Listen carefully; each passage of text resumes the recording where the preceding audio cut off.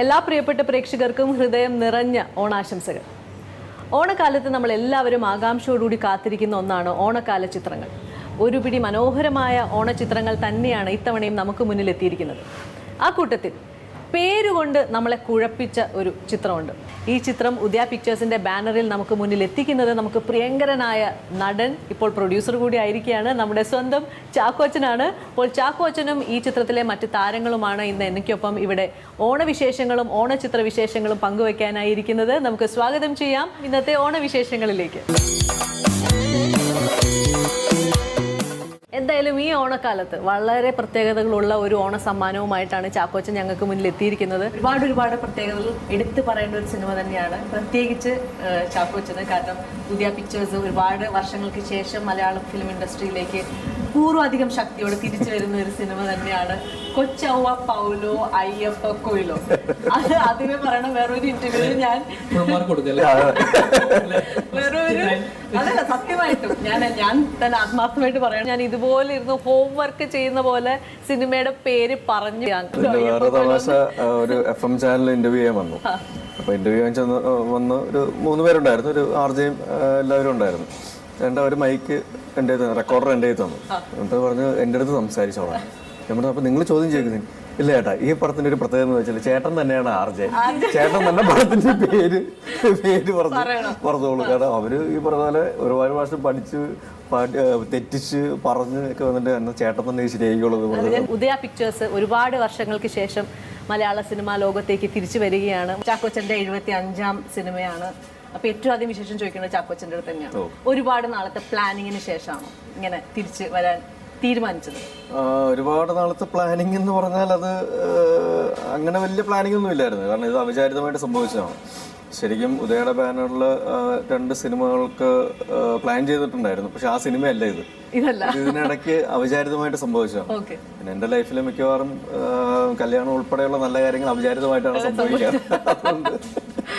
അപ്പൊ അതുകൊണ്ട് ഇതിങ്ങനെ വന്നപ്പോൾ ഒരു നല്ല കഥ പെട്ടെന്ന് കിട്ടി. അപ്പൊ അത് ആദ്യം ഇവനും കിണ്ടി അറിയാലോ, കിണ്ടി നമ്മുടെ സുധീഷും സിദ്ധുവും കൂടെയാണ് വീട്ടിലേക്ക് വരുന്നത് കഥ പറയാനായിട്ട്. ഒരു ചെറിയൊരു സിനിമയാണ്. അതിൽ മെയിൻ ക്യാരക്ടർ ഒരു കൊച്ചു പയ്യനാണ്. അപ്പോൾ അതിലെൻ്റെ ഒരു ഡേറ്റും കൂടെ വേണം, എന്നിട്ട് വേണം ബാക്കി കാര്യങ്ങൾ പ്രൊസീഡ് ചെയ്യണമെന്ന് പറഞ്ഞു. അപ്പോൾ കഥ കേട്ട് കഴിഞ്ഞ ഉടനെ ഞാൻ ചോദിച്ചു, നിന്റെ മോനാണോ നായകനെന്ന് ചോദിച്ചു. അപ്പോൾ അതിലവൻ ഞെട്ടി. ശരി, ആ ഒരു പ്ലാനിങ്ങുമായിട്ടാണ് അതെ, ആ ഒരു പ്ലാനിങ്ങുമായിട്ടാണ് ആവുന്നത്. അപ്പൊ എന്നാലും കുഴപ്പമില്ല, കിണ്ടിയും കൊച്ചു കിണ്ടിയുമായിട്ടുള്ളൊരു സിനിമ നമുക്ക് പ്ലാൻ ചെയ്യാം. എൻ്റെ സുഹൃത്താണ്, എൻ്റെ ആദ്യത്തെ സിനിമയിൽ ഇവരുണ്ടായിരുന്നു. ഇവന്റെ മകൻ്റെ ആദ്യത്തെ സിനിമയിൽ ഞാനും കൂടെ ആയിക്കോട്ടെ, അങ്ങനെ ഒരു സംഭവം ആയിക്കോട്ടെ എന്ന് വിചാരിച്ചു.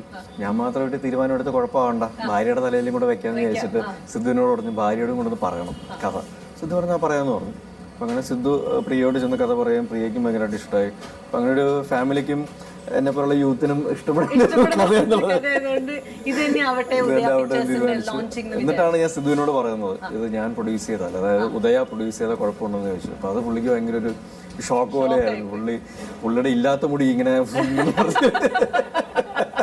കറണ്ടടിച്ച പോലെയൊക്കെ ആയി 6-7 ലൊക്കേഷനുകളിലൊക്കെ ആയിട്ട് അങ്ങനെയൊക്കെയാണ് നമ്മൾ ഷൂട്ട് ചെയ്തത്. ഇതിലൊരു കുളം ഒരു മെയിൻ സീക്വൻസ് ആണ്. അപ്പൊ നമ്മുടെ കുളത്തിന്റെ എപ്പിസോഡും കാര്യങ്ങളും എടുക്കുമ്പോൾ എനിക്ക് നല്ല മഴ വേണം. ഒരു പ്രൊഡ്യൂസറും പറയാത്ത കാര്യമാണ്, മഴയത്ത് നമുക്ക് ഷൂട്ട് ചെയ്യാം. അതാകുമ്പോൾ ഷൂട്ടിംഗ് ഡേയ്സ് കൂടുമല്ലോ, കോസ്റ്റും കൂടും. പക്ഷെ അത് അതേ സിനിമയ്ക്ക് വളരെ ആവശ്യമാണെന്ന് എനിക്ക് തോന്നുന്നു. കാരണം നല്ലൊരു സിനിമ നല്ല രീതിയിൽ അവതരിപ്പിച്ചാൽ മാത്രമേ ആൾക്കാർക്ക് ഇഷ്ടപ്പെടൂ എന്നുള്ളത് എൻ്റെ ഒരു ആഗ്രഹം കൂടിയായിരുന്നു. അപ്പം അതുകൊണ്ടാണ് ആ ഒരു രീതിയിൽ ഒരു കോംപ്രമൈസും ചെയ്യാതെ നമ്മൾ മഴയത്തും ഈ പറഞ്ഞ പോലെ ഇത്രയും ദിവസങ്ങളും ഒരുപാട് നല്ല ആർട്ടിസ്റ്റുകളും ഒക്കെ ആയിട്ട് നമ്മൾ ഷൂട്ട് ചെയ്തു. ഇതിൽ നായികയുടെ കഥ ഞാൻ പറയാം. ഇപ്പൊ ഈ സിദ്ധാശിവ ഈ സിനിമയുടെ കഥ വന്ന് പറയുമ്പോൾ, അല്ലെങ്കിൽ ഒരു ത്രെഡ് വന്ന് പറയുമ്പോൾ, ആ സ്ക്രിപ്റ്റിന്റെ ഫ്രണ്ട് പേജിൽ ഈ പേര് തന്നെയാണോ എഴുതി വെച്ചിരുന്നത്? അല്ലല്ല, നമ്മളെ ഷൂട്ടിംഗ് തുടങ്ങുന്നതിന് തൊട്ട് മുമ്പാണ് ഈ പേര് ലാൻഡ് ചെയ്യുന്നത്. ശരിക്കും സിനിമയ്ക്ക് വേണ്ടി ഒരുപാട് പേരുകൾ ആലോചിച്ചു, പക്ഷെ അതൊന്നും സൂട്ട് ആവുന്നില്ലായിരുന്നു. ഒരു ദിവസം സിദ്ധു വിളിച്ച് പറഞ്ഞത് നമുക്ക് കൊച്ചൗവ പൗലോ അയ്യപ്പ കൊയിലോ എന്നിട്ടാലോ. കാരണം ഇതിൽ കൊച്ചൗവ എന്റെ ക്യാരക്ടറിന്റെ പേരാണ്. അത് ഒറ്റയടിക്ക് കേട്ടപ്പോൾ പേര് മനസ്സിലായോ? ശരിക്കും മനസ്സിലായി. പിന്നെ അയ്യപ്പദാസ് എന്നുള്ളത് രുദ്രാക്ഷ ചെയ്യുന്ന കഥാപാത്രത്തിന്റെ പേരാണ്. പിന്നെ ഇതിൽ എപ്പോഴും പൗലോ കൊയിലോയുടെ പേര് പ്രതിപാദിക്കുന്നുണ്ട്. അദ്ദേഹത്തിന്റെ ആൽക്കെമിസ്റ്റ് എന്ന നോവലിൽ ഒരു വളരെ പ്രസിദ്ധമായ ഒരു വാചകം ഈ സിനിമയിലുടനീളം ഉപയോഗിക്കുന്നുണ്ട്. അപ്പോൾ പൗലോ കൊയിലോ എന്ന പേരും ഈ 2 പേരുകളും ഈ സിനിമയിൽ ത്രൂ ഔട്ട് ഉണ്ട്. അപ്പോൾ ആ 3 പേരുകളുടെ ഓർഡർ ഒന്ന് ഷഫിൾ ചെയ്ത് പൗലോ കൊയിലോ ഒരുമിച്ചിടാതെ കൊയിലോടെയും പൗലോടെ ഇടയ്ക്ക് അയ്യപ്പനെ കൂടെ കയറ്റി നമ്മൾ അഡ്ജസ്റ്റ് ചെയ്ത് അങ്ങനെയാണ് കൊച്ചൗവ പൗലോ അയ്യപ്പ കൊയിലോ എന്ന് പറയുന്നത്. അപ്പോൾ അത് ഞാനിങ്ങനെ പറഞ്ഞു, ഞാൻ ചോദിച്ചു ഇച്ചിരി കൊണിഷ്ഠ പേരാണ്, ആൾക്കാരിലേക്ക് എത്തിക്കാൻ ഇച്ചിരി പാടാണ്, എന്നാലും KPSC എന്നുള്ള രീതിയിൽ നമുക്കത് പറയാം എളുപ്പത്തിന്. അപ്പോൾ ഒരു രസമുണ്ട്. കാരണം KPSC മലയാള സിനിമയിൽ മലയാളത്തിലെ കേരളത്തിലെ പഴയ നാടക സമിതികളിലൊന്നാണ്. ആ ഒരു നൊസ്റ്റാൾജിയ ഉണ്ട്. ഒരുപാട് നാടകങ്ങൾ സിനിമയായിരിക്കുന്നുണ്ട്. KPSC ലളിത ചേച്ചി ഉദയയുടെ സിനിമയിലൂടെയാണ് വന്നിട്ടുള്ളത്. ആ ഒരു സംഭവം, പിന്നെ ഉദയ തിരിച്ചു വരുന്നതിൻ്റെ ആ ഒരു നൊസ്റ്റാൾജിയ. അപ്പം അങ്ങനെ ഒരു മൊത്തത്തിൽ അങ്ങനത്തെ ഒരു ഫീല്, ഒരു വാംത്ത് ഫീൽ ചെയ്യുന്ന ഒരു ഷോർട്ട് ഫോം അതിനുണ്ടായിരുന്നു KPSC. പിന്നെ ഈ പേര് ആൾക്കാരിലേക്ക് എങ്ങനെ എത്തിക്കാം, ഒരു സാധാരണ മനുഷ്യരിലേക്ക്, പ്രേക്ഷകരിലേക്ക് എങ്ങനെ എളുപ്പത്തിൽ എത്തിക്കാൻ പറ്റുമെന്ന് ഞങ്ങളിങ്ങനെ തലപോകഞ്ഞ് ആലോചിക്കും. ഇതൊന്നും ഇല്ലാതെ ഒരൊറ്റ രാത്രി കൊണ്ട് വേറൊരാൾ ഇതെല്ലാം സെറ്റാക്കി തന്നു. Original Paulo Coelho. പുള്ളി പൗലോ കൊയ്ലോ അദ്ദേഹത്തിൻ്റെ ഒഫീഷ്യൽ ട്വിറ്റർ പേജിൽ നമ്മുടെ KPSCയുടെ ഫസ്റ്റ് ലുക്ക് പോസ്റ്റ് ഷെയർ ചെയ്തു. അതൊരു ഭയങ്കര സംഭവമായിരുന്നു. അപ്പോൾ അത് ഈ പറയുന്ന പോലെ ആൾക്കാരിലേക്ക് പെട്ടെന്ന് എത്താനും പൗലോ കൊയ്ലോ തന്നെ KPSC പ്രൊമോട്ട് ചെയ്യുന്ന ഭാഗമായിട്ട് ഇനി അദ്ദേഹം അതിന് ചാർജ് ചെയ്യാതിരുന്നാൽ സുധീഷ് ചേട്ടൻ ഇപ്പോൾ ചാക്കോച്ചൻ്റെ ആദ്യത്തെ സിനിമ മുതലൊപ്പം ഉള്ള ഒരു വ്യക്തിയാണ്. ഒരുപാട് സിനിമകളിൽ നിങ്ങൾ ഒരുമിച്ച് ചെയ്തു. പിന്നെ ഈ ചിത്രത്തിൽ എടുത്ത് പറയേണ്ട ഒരു പ്രത്യേകത എന്ന് പറഞ്ഞാൽ സുധീഷ് ചേട്ടൻ്റെ മകൻ ഈ സിനിമയിലൂടെയാണ് മലയാള സിനിമ ലോകത്തേക്ക് വരുന്നത്. അതിൽ ഒരുപാട് സന്തോഷമില്ലേ? തീർച്ചയായിട്ടും വളരെ സന്തോഷമുണ്ട്. അതിന് പ്രത്യേകിച്ച് നമുക്ക് പറയാൻ പറ്റുന്ന ഈ ഓണക്കാലവുമായി ബന്ധപ്പെട്ടൊരു കാര്യം, അതേപോലെ തന്നെ ചാക്കോച്ചൻ്റെ പാട്ടുമായിട്ട് ബന്ധപ്പെട്ടൊരു കാര്യം വേണമെങ്കിൽ ഇതായിട്ട് പറയാം. വേറൊന്നുമല്ല, ഒരു പൂ മാത്രം ചോദിച്ചു ഒരു പൂക്കാലം നീ തന്നു എന്ന് പറയുന്ന ഒരു അവസ്ഥയാണ് ശരിക്കും പറഞ്ഞാൽ എനിക്കിപ്പോൾ എൻ്റെ മനസ്സിലുണ്ട്.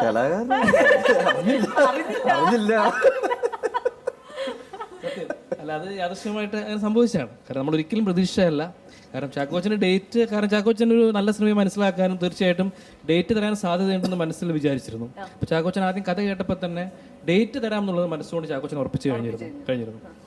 പക്ഷെ അത് ഈ പറഞ്ഞ പോലെ അതിൻ്റെ എന്താ പറയുക, ആ സിനിമയുടെ മൊത്തം കാര്യങ്ങൾ അറിയുകയും സിദ്ധാർത്ഥ് ശിവയെക്കുറിച്ച് അറിയുകയും ആ സിനിമയുടെ നല്ലൊരു സിനിമ ജനങ്ങൾക്ക് കൊടുക്കാം, അത് നല്ല തമാശയൊക്കെ എൻ്റർടൈൻമെൻറ്റ് എന്നുള്ള രീതിയിൽ ജനങ്ങൾക്ക് കൊടുക്കാം എന്നുള്ളൊരു ധാരണയിലായിരിക്കും മിക്കവാറും ചാക്കോച്ചൻ അത് പുതിയ പ്രൊഡ്യൂസ് ചെയ്യാൻ ഏറ്റെടുത്തത്. അപ്പോൾ എന്താ പറയുക, നമ്മുടെ പിന്നെ വളരെ എൻ്റെ മകന് കിട്ടുന്നൊരു വലിയ ഭാഗ്യമാണ് തീർച്ചയായും പറയാം. പക്ഷെ വേറെ ഞാൻ പറയട്ടെ, ചാക്കോച്ചൻ അല്ലാതെ മലയാള സിനിമയിൽ ഇത് ചെയ്യാൻ വേറൊരാളില്ല. അല്ല, അത് മാത്രമല്ല ചാക്കോച്ചനും ഒരു ഡിഫറെന്റ് ക്യാരക്ടറാണ്. ചാക്കോച്ചനെ സംബന്ധിച്ചിടത്തോളം ഇതുവരെ ചെയ്ത വേഷങ്ങളിൽ നിന്നും വളരെ വ്യത്യസ്തമായിട്ട് ചാക്കോച്ചന് ചെയ്യാൻ പറ്റുന്ന ഒരുപാട് സംഭവങ്ങൾ. ആദ്യമേ കഥ പറയാനായിട്ട് വളരെ ചുരുക്കിയേ പറഞ്ഞുള്ളൂ. ചേട്ടാ നമ്മളൊരു മാക്സിമം ഒരു 30 ദിവസം, അതുപോലും വേണ്ട, ചേട്ടൻ്റെ ഒരു 15 ദിവസം അല്ല 12 ദിവസം അങ്ങനെ കണ്ട പറയുന്നത്. അപ്പോൾ ശരിയെന്ന് പറഞ്ഞു. ഇതിൻ്റെ ഫുൾ സ്ക്രിപ്റ്റ് കേട്ടപ്പോഴാണ് ഞാൻ ചോദിച്ചത് ഇത് എത്ര ദിവസം വേണം. അല്ല ചേട്ടാ, അത് മിക്കവാറും നോക്കുമ്പോൾ എല്ലാ സീനുകളിലും ഉണ്ട്. ഓഹോ.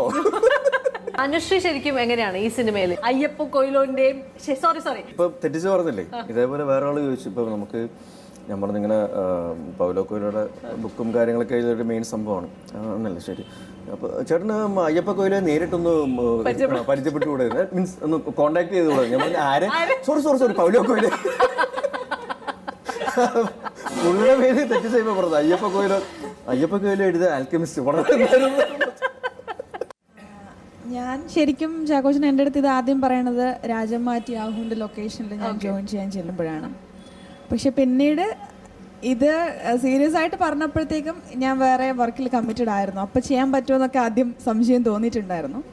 പക്ഷേ എന്തോ അഞ്ജു എന്ന ക്യാരക്ടർ ഞാൻ തന്നെ ചെയ്യണമെന്ന് ദൈവം വിചാരിച്ചിട്ടുണ്ടായിരുന്നു തോന്നുന്നു. പിന്നെ എല്ലാം ശരിയായി വന്നു. ആ ക്യാരക്ടർ ഞാൻ തന്നെ ചെയ്തു. ഈ പറഞ്ഞതുപോലെ ചാക്കോച്ചന് ഞാൻ നേരത്തെ പുള്ളിപ്പുള്ളിയും ചെയ്തിട്ടുണ്ട്, രാജമേഴും ചെയ്തിട്ടുണ്ട്. പക്ഷെ പെയറായിട്ട് അങ്ങനെ ചെയ്തിട്ടില്ല, അതാദ്യമായിട്ടാണ്. അപ്പം അതിലും ഉദയൻ്റെ ഇത്രയും നാളിന് ശേഷമുള്ള തിരിച്ചുവരവിലും ഒരു ഭാഗമാകാൻ കഴിഞ്ഞത് എന്തായാലും ഭാഗ്യം. അനുശ്രീയോട് ആദ്യമേ തന്നെ ഈ കഥ കേട്ടപ്പോൾ തന്നെ ഇതില് അനുശ്രീ അല്ലാതെ നമുക്ക് വേറെ ആരെയും മനസ്സിൽ വന്നില്ല. അപ്പൊ അപ്പൊ തന്നെ ആ ക്യാരക്ടർ അങ്ങനത്തെ ഒരുപാട് ഒരു ട്രിക്കി ആയിട്ടുള്ള ക്യാരക്ടറാണ്. ഇപ്പോഴത്തെ ഒരു കറന്റ് ജനറേഷൻ അല്ലെങ്കിൽ ഇപ്പോഴത്തെ ഉള്ള എസ്റ്റാബ്ലിഷ്ഡ് ആയിട്ടുള്ള നായകന്മാർക്ക് ആ ക്യാരക്ടർ സൂട്ട് ആവില്ല. എനിക്ക് തോന്നുന്നു ദുബായിൽ വരെ നമ്മൾ മിഥുൻ FM-ലെ മിഥുൻ ഒരു ക്യാരക്ടർ, മിഥുൻ രമേശ്. അപ്പോൾ അവനോട് വരെ അവിടെ ഓഡീഷൻ നടത്താൻ പറഞ്ഞിട്ടുണ്ട്. അവൻ ഇപ്പോഴും അത് ചെയ്തുകൊണ്ടിരിക്കുന്നുണ്ട്. സിനിമ റിലീസായി എല്ലാമായി, പക്ഷെ ഇപ്പോഴും ആ ഓഡീഷൻ നടക്കുന്നുണ്ട്.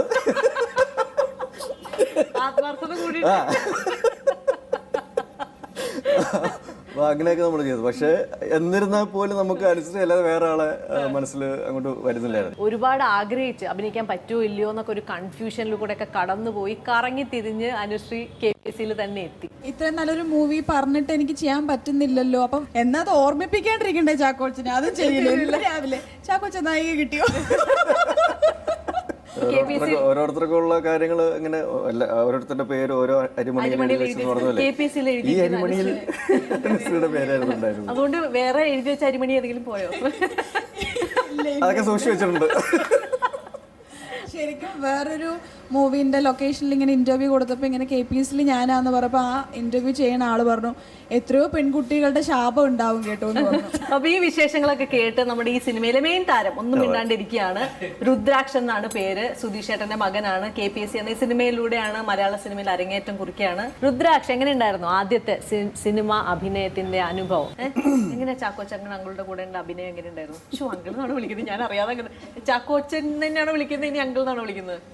അങ്കിൾ എന്നാണ് വിളിക്കുന്നത്. ഓക്കെ. സനൂപ് അങ്കിള് എന്താണ് കുഞ്ചാക്കോൻ അങ്കിളിനെ ഇച്ചായ എന്നാണ് വിളിക്കുന്നത്. അപ്പൊ സിദ്ധു അങ്കിള് കുഞ്ചാക്കോൻ അങ്കിളിനെ ചേട്ടൻ എന്നാണ് വിളിക്കുന്നത്. ഇത് രണ്ടും കൂടെ കേട്ട് ആശിച്ചേട്ടൻ കൺഫ്യൂഷനായിട്ട് ആശിച്ചേട്ടൻ വിളിക്കുന്നത് ഇച്ചേട്ടൻ എന്നാണ്. ഇത് മൂന്നും കേട്ട് മോൻ കൺഫ്യൂഷനായോ? അങ്കിളിലങ്ങോട്ട് ഉറപ്പിച്ചു. ഇഷ്ടപ്പെട്ടോ സിനിമയുടെ കഥ? അതെ, ഇത്രയും സൈലന്റ് ആണോ സെറ്റില്? അത് ഇപ്പൊ ഇവിടെ വന്നപ്പോ ഇത്ര സൈലന്റ് ആയി പോയതാണോ? സൈലന്റ് അല്ല. ഞാൻ ഷൂട്ടിന് ഇപ്രാവശ്യം വന്നിട്ടുണ്ട്. എൻ്റെ ഫ്രണ്ട് ഉണ്ട് ശാന്തി എന്ന് പറഞ്ഞിട്ട്. അപ്പൊ ഞാൻ ഷൂട്ടിന് പോകുമ്പോ അവളെ കുറെ കുട്ടി പട്ടാളങ്ങളുണ്ടല്ലോ, അവരുടെ ഇടയിൽ ഇരുത്തിയിട്ട് പോകും. അപ്പൊ ഇവരൊക്കെ ഉണ്ടാവും. അപ്പൊ ഇവള് ഷൂട്ട് ചെയ്തിട്ട് പറയാ, അയ്യോ ആ പിള്ളേരെല്ലാം കൂടെ എന്റെ ചെവി തിന്നു. ഞാൻ പറഞ്ഞു എന്ത് പറ്റി? അപ്പൊ ഒരു കുട്ടി ചോദിച്ചു, അവൾക്കൊരു 24 ആണ് ഏജ്. അപ്പോൾ ഒരാൾ ചോദിച്ചു, ചേച്ചിക്ക് എത്ര വയസ്സുണ്ട്? അപ്പോൾ അവൾ പറഞ്ഞു എനിക്ക് 24 വയസ്സ്. അപ്പം ഒരു പെൺകുട്ടി പറഞ്ഞു, അത്രയൊന്നുമല്ല, ഒരു 10-28 വയസ്സ് തോന്നിക്കും എന്ന് പറഞ്ഞു. അപ്പൊ ഇപ്പം പറയാന്ന്, അതൊന്നുമില്ല, ആ ചേച്ചിക്ക് 10-30 വയസ്സ് കൂടുതലുണ്ട്. അങ്ങനെ ഡയലോഗ് അടിച്ച വ്യക്തിയാണ് ഇപ്പൊ ഇവിടെ ഒന്നും മിണ്ടാതിരിക്കുന്നത്. ഇത് ആദ്യത്തെ ഇന്റർവ്യൂ ആണോ മോന്റെ? അല്ല, എന്നാലും വലിയ പരിചയമില്ല.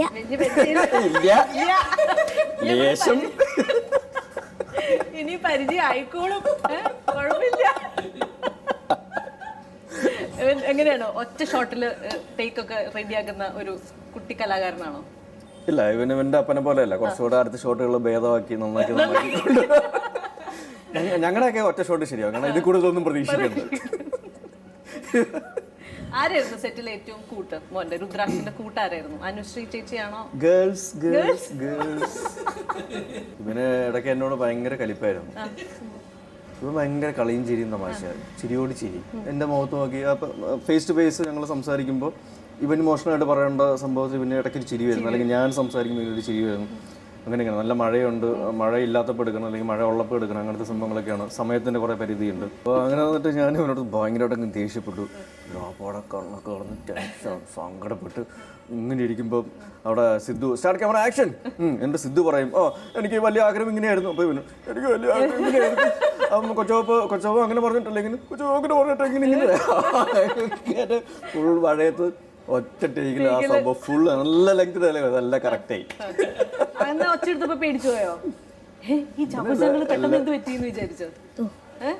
ഈ സിനിമയിലെ ഏറ്റവും കൂടുതൽ ചേഞ്ചസ് വന്നിട്ടുള്ളത് സുധീഷിനാണ്. കാരണം ഞാൻ നോക്കുമ്പോ കളിയില്ല, ചിരിയില്ല. അച്ഛൻ എനിക്ക് ഒരുപാട് കാര്യങ്ങൾ പറഞ്ഞുതരും, എന്നിട്ട് ഞാനത് ചെയ്യും. അപ്പൊ സിദ്ധുങ്ങൾ പറയും അങ്ങനെയല്ല ചെയ്യേണ്ടത്. അച്ഛൻ പറഞ്ഞതൊന്നും അല്ല അഭിനയം. പക്ഷെ ചിലതൊക്കെ അച്ഛൻ പറയുന്നത്. അതിനുശേഷം ഇവന്റെ കാര്യം പിടികിട്ടി. അപ്പൊ അച്ഛൻ എന്താണോ പറയുന്നത് അതിന്റെ നേരെ ഓപ്പോസിറ്റ് ചെയ്യേണ്ടത്. അച്ഛനും മോനും ഒരുമിച്ച് സീൻ ഉണ്ടായിരുന്നു. ഞാൻ ഇവന്റെ ചിറ്റപ്പനായിട്ട് അഭിനയിക്കുന്നത്. അച്ഛനെ കയറി ചിറ്റപ്പാന്ന് വിളിക്കുന്ന ആദ്യമായിട്ട്. ഞാൻ ആദ്യം അഭിനയിച്ച സിനിമയുടെ ഷൂട്ടിംഗ് ഒരു ഓണക്കാലത്തായിരുന്നു. അനന്തരം എന്ന് പറയുന്ന സിനിമയുടെ ഷൂട്ടിംഗ് ഓണക്കാലത്തായിരുന്നു. ഇവന്റെ ആദ്യത്തെ സിനിമയുടെ റിലീസ് ഓണക്കാലത്താണ്. അങ്ങനെ ഒരു ഇതുണ്ട്. ശരിക്കും ഓണക്കാലത്താണ് നമുക്കിപ്പോൾ ഈ സിനിമ, ഈ ഒരു ഉത്സവകാലത്താണ് KPSC എന്ന് പറയുന്ന സിനിമ ഞങ്ങൾക്ക് മുന്നിൽ എത്തിയിരിക്കുന്നത്. ശരിക്കും ഇങ്ങനെ ലൊക്കേഷനിൽ നിങ്ങൾ ഓണവും റംസാനും വിഷു ഒക്കെ ആഘോഷിക്കാറുണ്ടോ, അല്ലെങ്കിൽ ഷൂട്ടിന്റെ തിരക്കിന്റെ ആഘോഷങ്ങളൊക്കെ മറക്കാണോ? ആഘോഷിക്കാറുണ്ട്. നമ്മൾ രാജമ്മയുടെ സമയത്ത് നമ്മൾ ഓണം ആഘോഷിക്കും. അതെ, പിന്നെ KPSCയുടെ സമയത്ത് ഇത് ആഘോഷിച്ചു, റംസാൻ ആഘോഷിച്ചു. റംസാൻ ബക്രീ ചെയ്തു, ഏതോ ഒരു ഈദ് ബിരിയാണി ഉണ്ടായിരുന്നു. അപ്പോൾ ഇപ്പോൾ ഓണം ഞങ്ങൾ എല്ലാവരും കൂടെ ഒരുമിച്ച് KPSCയുടെ സിനിമയുടെ റിലീസ് ആഘോഷിക്കുന്നു. KPSC എന്ന് ആദ്യമേ കേൾക്കുമ്പോൾ തന്നെ നമുക്ക് പഴയ നാടക സമിതി, മലയാളത്തിലെ നാടക സമിതി തന്നെയാണ് ആദ്യം ഓടി മനസ്സിലെത്തുന്നത്. അന്ന് ഉദയ പിക്ചേഴ്സിലൂടെ വർക്ക് ചെയ്ത ഒരുപാട് താരങ്ങൾ ഇതിൽ ഉൾപ്പെടുത്താൻ സാധിച്ചിട്ടുണ്ടോ, അല്ലെങ്കിൽ? ഒരുപാട് പേരെ ഉൾപ്പെടുത്താൻ സാധിച്ചിട്ടില്ല, കാരണം ഈ സിനിമയുടെ കഥയുടെ ഒരു പ്രത്യേകത ഉള്ളതുകൊണ്ട്. പക്ഷേ ലളിത ചേച്ചിയും വേണുചേട്ടനും വേണം എന്നുള്ളത് ഒരു നിർബന്ധമായിരുന്നു. അവർക്ക് മാത്രം ചെയ്യാൻ പറ്റുന്ന 2 കഥാപാത്രങ്ങളും ഈ സിനിമയിലുണ്ട് എന്നുള്ളത് ഒരുപാട് സന്തോഷം നൽകുന്ന കാര്യമായിരുന്നു. ഇതിൻ്റെ സംഗീതത്തിൽ ശരിക്കും പറഞ്ഞാൽ പണ്ട് ഉദയ സിനിമ പ്രൊഡ്യൂസ് ചെയ്തിരുന്ന കാലഘട്ടത്തിൽ ഉള്ള ഒരു കോമ്പിനേഷൻ പേരായിരുന്നു വയലാർ, യേശുദാസ്, കുഞ്ചാക്കോ എന്ന പേര്. അപ്പോൾ അത് ഈ സിനിമയിൽ ഇപ്പോഴത്തെ തലമുറയിൽ വിജയ് യേശുദാസ്, ശരത് ചന്ദ്ര വയലാർ, ഞാൻ, ആ 3 പേരിലൂടെ വീണ്ടും കൊണ്ടുവരാണ്ട് സാധിച്ചതിന് ഒരു സന്തോഷമുണ്ട്. ഇത് ശരിക്കും ഒരു പക്കാ ഗ്രാമീണ പശ്ചാത്തലത്തിൽ പറഞ്ഞു പോകുന്ന ഒരു കഥയാണോ, അല്ലെങ്കിൽ ഈ കാലഘട്ടത്തിൽ നടക്കുന്ന ഒരു കഥയാണോ? സബ്ജക്റ്റ് കാലികമാണോ? നമ്മുടെ ഗ്രാമത്തിൽ നിന്ന് തുടങ്ങി അത് വേറൊരു തലത്തിലേക്ക് നമ്മൾ കൊണ്ടുപോകുന്നുണ്ട്. ഇപ്പോൾ ബാംഗ്ലൂരിൽ ഷൂട്ട് ചെയ്തിട്ടുണ്ട്. അതേപോലെ പെരുമ്പാവൂരടുത്ത് കൊമ്പനാട് എന്ന് പറഞ്ഞ സ്ഥലം, അവിടെയാണ് നമ്മൾ ഈ കുളം കിട്ടിയത്. ശരിക്കും ആ കുളം ഒരു ഭയങ്കര ഒരു ഫീലുള്ള കുളമാണ്. കാരണം ഈ സിനിമയ്ക്ക് ആവശ്യമായിട്ടുള്ള പ്രത്യേകത ഉള്ള ഒരു ജോഗ്രഫിയിലാണ് കുളം കറക്റ്റായിട്ട് സെറ്റ് ചെയ്തിരിക്കുന്നത്.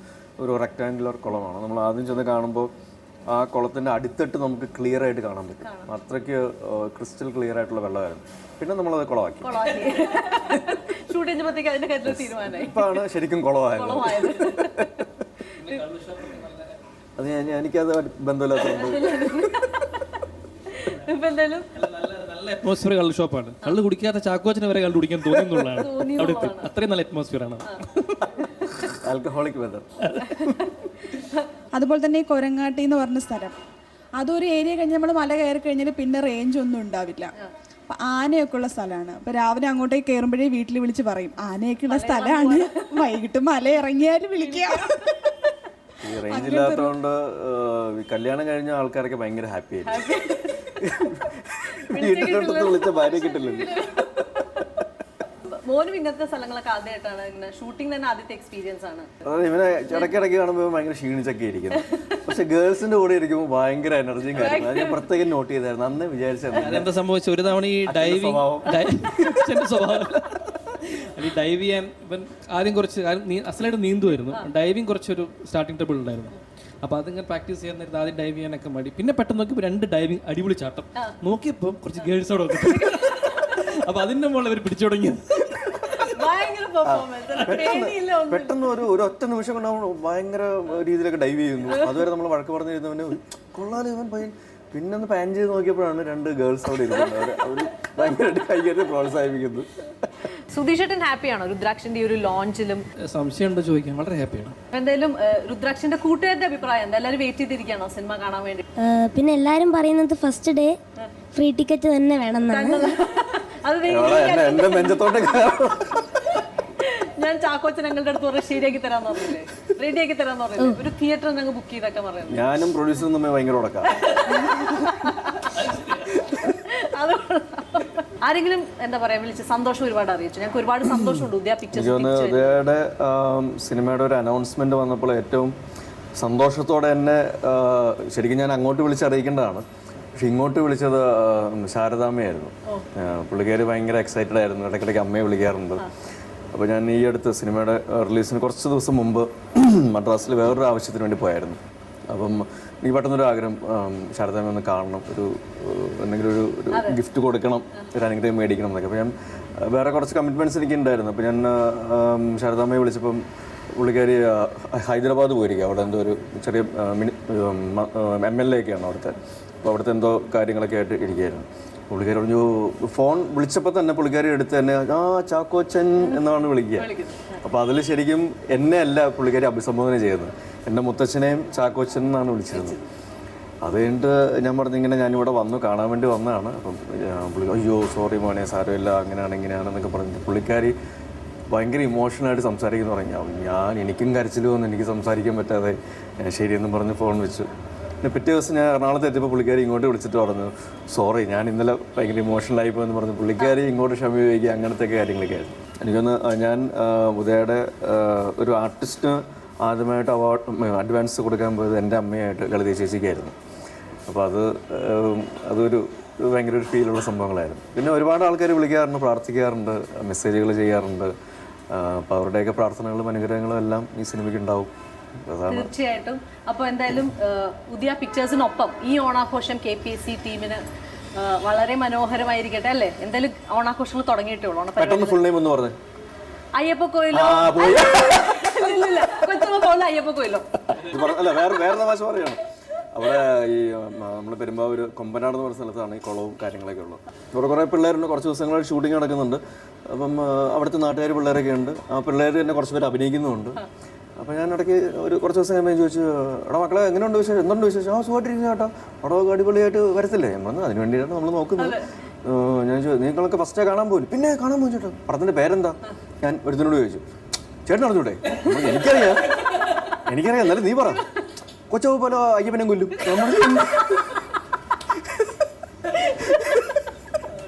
ആവശ്യമില്ലാത്ത ഓരോന്ന് പറഞ്ഞ് അല്ലെങ്കിൽ തന്നെ ആൾക്കാർക്ക് ഇപ്പൊ സഹിഷ്ണുത ഇല്ലാതെ വളരെ കുറഞ്ഞു വരുന്നൊരു കാലഘട്ടമാണ് ഇത്.